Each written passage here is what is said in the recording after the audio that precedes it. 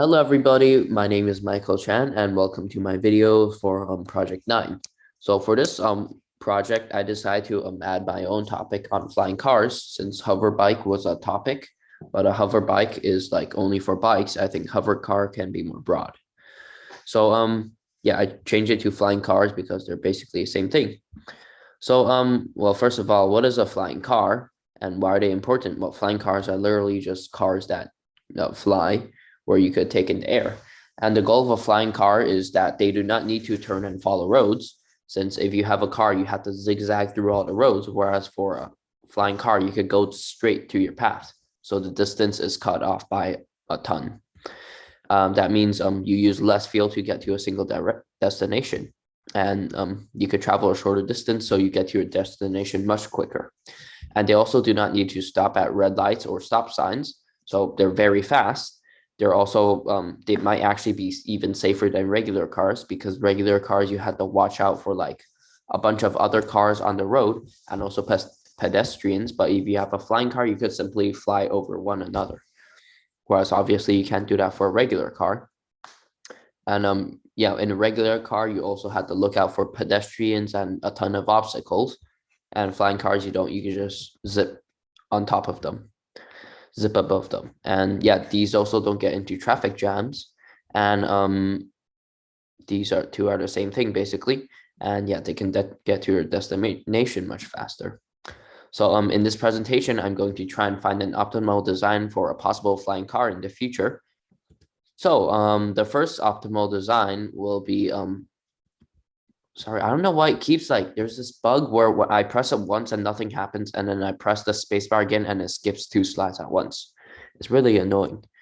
But yeah, so the requirements for a flying car I will try is it needs to be efficient, it needs to be pretty fast, it must be kind of cost effective, and it also must be pretty safe and be pretty practical and also have considerable capability of what it should be good at. So the first possible design is an airplane slash car hybrid. And this is actually those like older flying car designs. And these are actually, they're more similar to airplanes than they are similar to cars. And these designs, they have two wings that extend out and they can fold back in. So these two wings won't like hit cars as you drive along.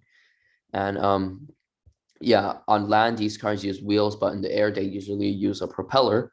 And the first working example that's been approved is this picture right here, and it's called an air car. And it uses a 160 horsepower, 1.6 liter BMW engine. And yeah, it can actually fly pretty fast, and these wings fold backwards. So the advantages of this is that they can fly very quickly. For example, this car can cruise at a speed of over 100 miles an hour, which is much faster than you'll reach on a highway. And they have not said how fast this car is on a road though, but it should still be pretty fast because it uses a 160 horsepower engine, which isn't that much, but it's like basically the amount of horsepower a regular car has. So these can also fly at a really high altitude. They can fly at over 8,000 feet in the air. And these are efficient and long range. So they're really good at flying long ranges. This thing has a range of around 1,000 kilometers of flight range, which is enough to get you basically everywhere you want. But a ground range, they haven't told us how long the ground range is yet, but it should be pretty good because it uses a combustion engine. And these can also drive on normal roads, so that means roads won't be completely useless. However, there's many disadvantages with this sort of flying vehicle. For one thing, air crashes are a lot more deadly than ground crashes, and that's especially true for this since it's basically an airplane. So yeah, it's very dangerous if it crashes. You'll also need a pilot's license to fly this, so I don't think too many people want to go through flight school just to get like a single license. So yeah, the biggest disadvantage of these is that they need a runway to take off, which makes them highly impractical because imagine having to drive to like an airfield every time you want to take off. You'll probably just want to like drive to your location because there's only so many like airfields out there. So yeah, it's probably faster if you just drive to the destination than to like actually fly it. This air car will actually cost around $500,000 to $1 million, which is very expensive because you could buy two Lamborghinis for the price of a single one of these.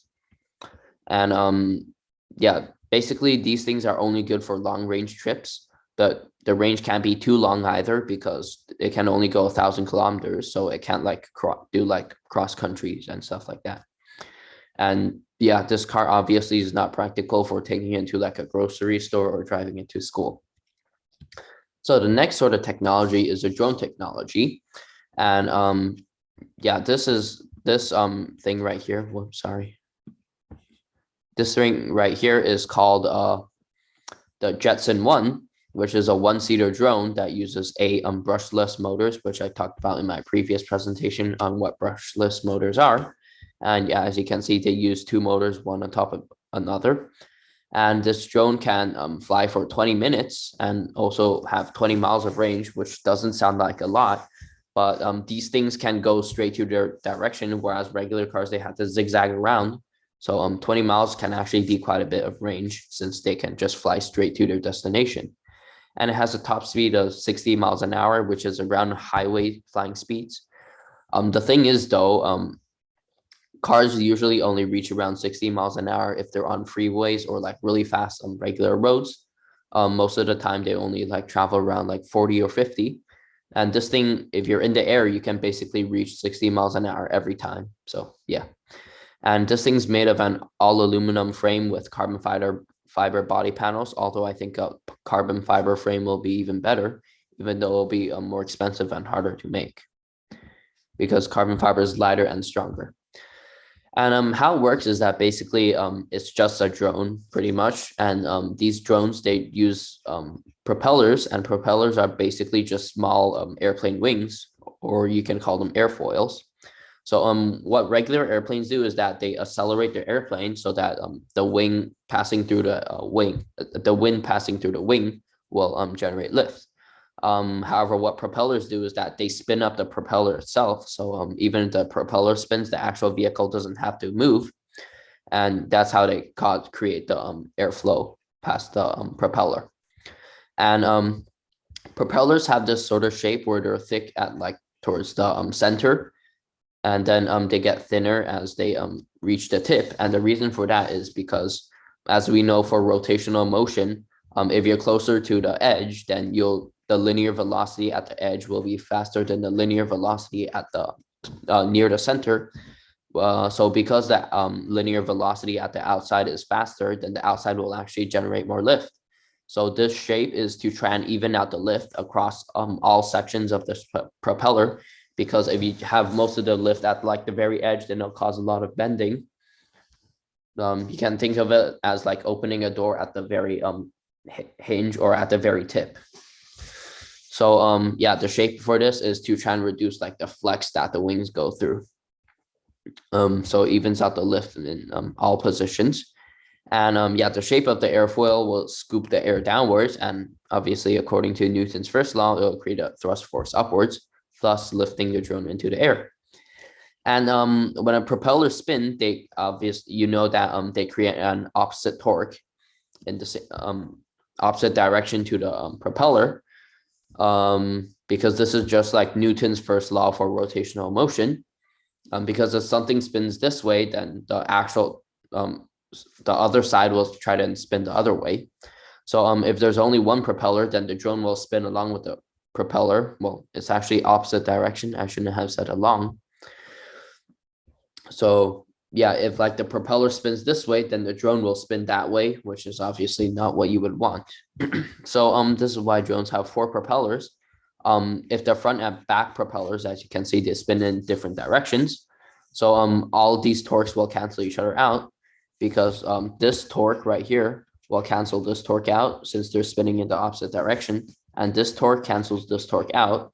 So all torques cancel each other out. So this thing will remain stationary and not spin. And then if you want to move a drone, all you have to do is increase thrust in like either the front or rear, because if you increase the thrust at the rear, then the drone will start to tilt. And because it's tilted, that means the thrust vector will sort of point like at an angle. So some of the thrust will be horizontal thrust. So that's how it moves forward. And same thing for backwards. And if you want to turn a drone, all you have to do is accelerate two of the propellers spinning in the same direction, like these two. So that means the torque on this will be higher than the torque on this side, so it'll start to spin. So yeah, that's how this drone works, basically. It's pretty straightforward. So the advantages of these drone eVTOLs are, by the way, eVTOL stands for electric vertical takeoff and landing. So the advantages of this is that they can hover in a single spot, unlike air car, because air car is sort of like an airplane. If it stops moving, then it'll stall and crash. But these things, they can hover in one spot. So you can you don't have to keep moving. And these things can also take off vertically, which means that you no longer need runways, which is a huge advantage, because you could just take off directly from your house and land directly at your location.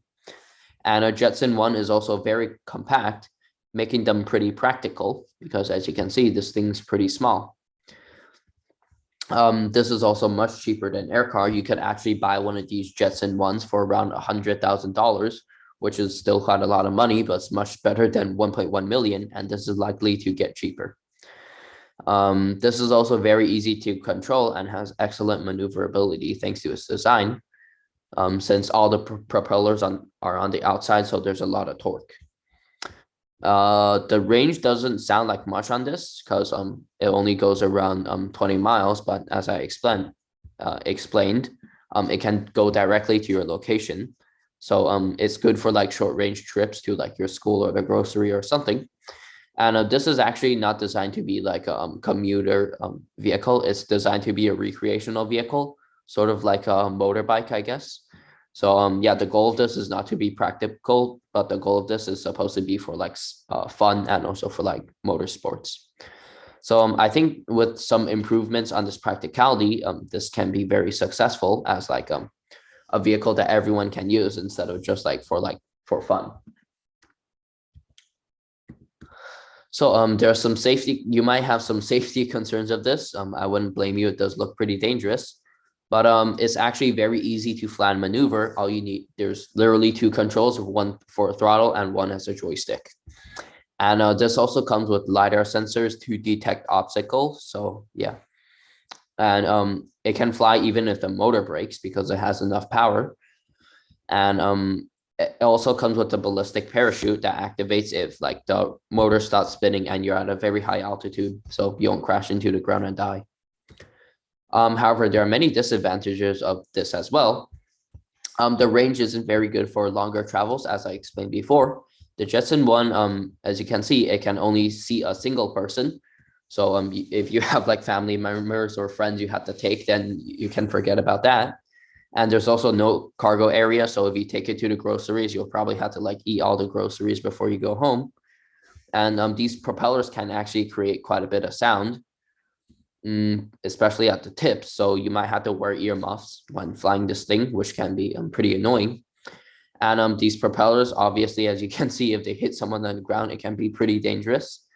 I think in the newer version of this, they actually created small hoops around these propellers and also front and rear bumpers.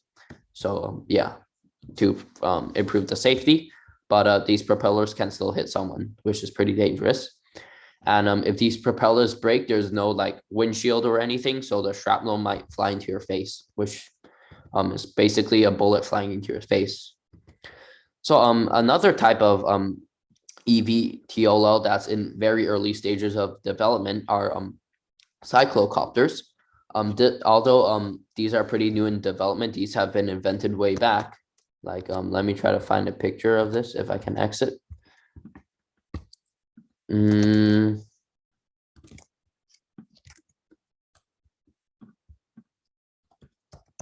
Yeah, like this. This is a very old cyclocopter. As you can see, people before have tried to make this. Not this one, this one. This one didn't work because you can see why it doesn't work. This is very early, back in the days before people really understood aerodynamics. This is another advantage. This one didn't work because this fuselage was way too heavy. So yeah. Yeah, but what these cyclocopters do is hang on, there we go. So what these cyclocopters do is that instead of using propellers, they use these cyclorotors, which spin vertically instead of horizontally. And this is a real life example that's currently being developed. It's called Cyclotech. And this is a test drone. So it's not meant for people to sit on because this isn't that big. It's only like as big as a single person. And yeah, how these cyclorotors work is that, as you can see, they have for these cyclorotors to work, they need to constantly change the angle of attack of these blades. So they do this by having two hubs, as you can see. One hub is to just spin this blade, and this other hub is connected to these rods that are connected to the back of these airplane blades. I mean propellers. So as you can see,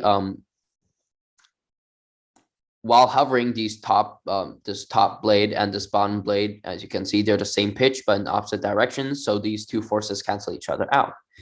And as for these side blades, they have no angle attack, which means that they do not affect anything. So yeah, that's how this thing hovers. And then how these angle attack, you might be wondering, how do you change the angle attack? Well, as you can see, you can change the magnitude and direction of the thrust vector by changing the location of the hub to the location of the rotor hub. So I think I made a typo here. Ignore this. Yeah, so basically what this does is, as you can see, you can change the direction of this hub right here. So this is the actual rotor, but this is the hub that connects these push rods basically. And as you can see, you can move this upwards. So when you move this upwards, then these push rods will push the back of this blade, which will change the angle of attack. But these bottom ones here, because it's slightly on top, these will pull this blade, so it's pointing downwards. And yeah, you could push this hub in any direction you want, and you could change the thrust that way, as you can see. So yeah, if the hub is pushed downwards, then the con rods, which are what these push rods, they're what they call them. These will be pushed downwards, as you can see, thus decreasing the angle of attack on top and increasing the angle of the attack on the bottom. You can imagine it sort of like this, where these are the blades, and if you move it upwards, then it'll push it like that. Whereas for the bottom, it gets pulled up, so it'll do that instead. So yeah, that's how it works. And you could push this hub in any direction, and you could also push it even more in one direction to increase the thrust. So that's how these cyclo rotors work. It's a little hard to explain, but I tried my best. Yeah, as you can see, you could vary how much thrust you want by increasing the distance of this right here, because if you increase it more, then that'll cause the angle of attack for these blades to be even more, which will create more thrust. So yeah, after that, I can change slides, please. There we go. Yeah, how these cyclo rotors work. Another thing they can do is that they, as you can see, the airfoil that these things use are symmetrical.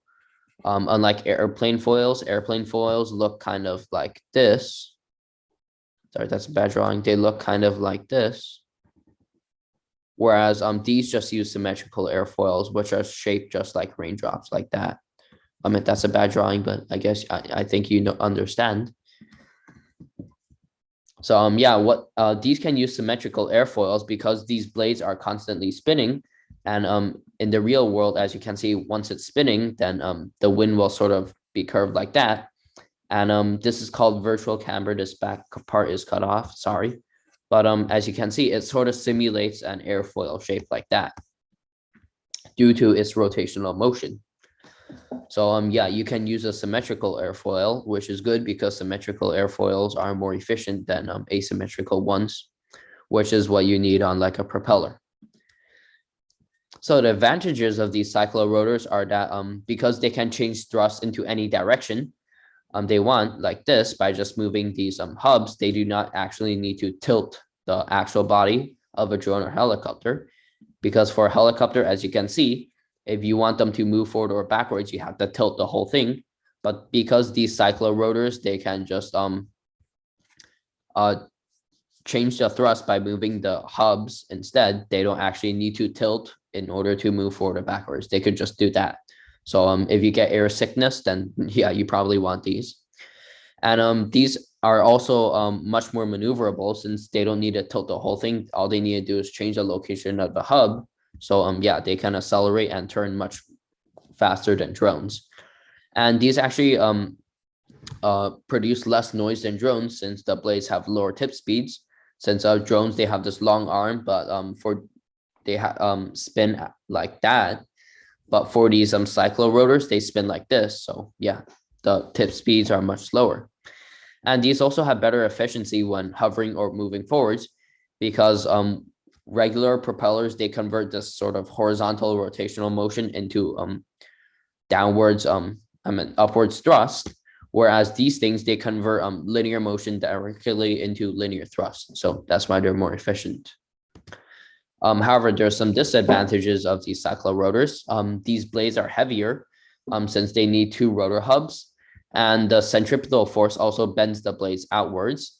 Since if you're spinning it this way, then the centripetal force will cause it to sort of bend outwards, while for regular propellers, they just spin this way, so the centripetal force will actually try to straighten it out.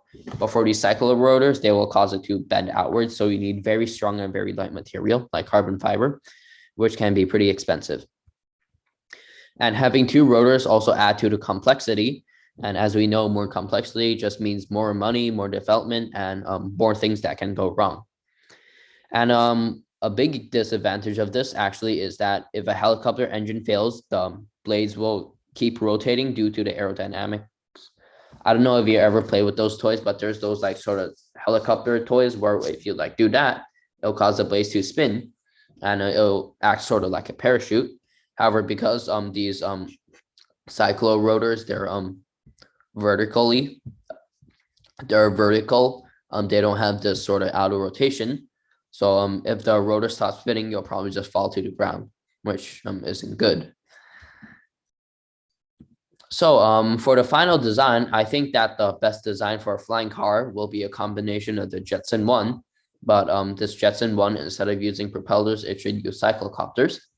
The drone will be bigger as it needs to carry more people for better practicality. I think it should carry at least 4 or maybe 2 and have a decent cargo area, like just a place where you could store groceries or bags or stuff like that. I think that the cockpit of it should also be fully enclosed so dust won't blow into your eyes, and also for better aerodynamics. The material, I think, for the drone should be made out of carbon fiber since although it's expensive, it's also very light and very, very strong.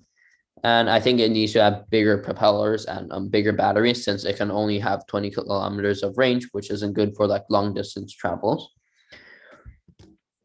So I also think that it should come with a network of navigation systems that can like communicate with other hover cars to see where they are to avoid collisions. And it should also come with LiDAR sensors to prevent close collisions or with like flying obstacles like birds or something. I don't know. The rotor should be protected by some sort of netting because I'm still concerned about the Jetson One's freely spinning propellers because they can probably like cut someone's head off or something. They should also come with some sort of ballistic parachute in case the rotors stop spinning. I don't know why I have this. They should have here. Let me delete it. Yeah. In case the rotor stops spinning, since these cyclorotors, they don't have outer rotation. So if they fall, they'll just fall straight to the ground. So I think that although this technology is not yet ready, I think that the future of transportation can indeed be in the sky. I think that in the future, hover cars will no longer be a fantasy, and there will be no more traffic jams or stoplight, and getting from one location to another will take much less time. So yeah, I think this design should look something like this, where it has some sort of netting to protect like these blades or people from going into the blades. It should also have this fully enclosed cockpit like that, and should sit multiple people.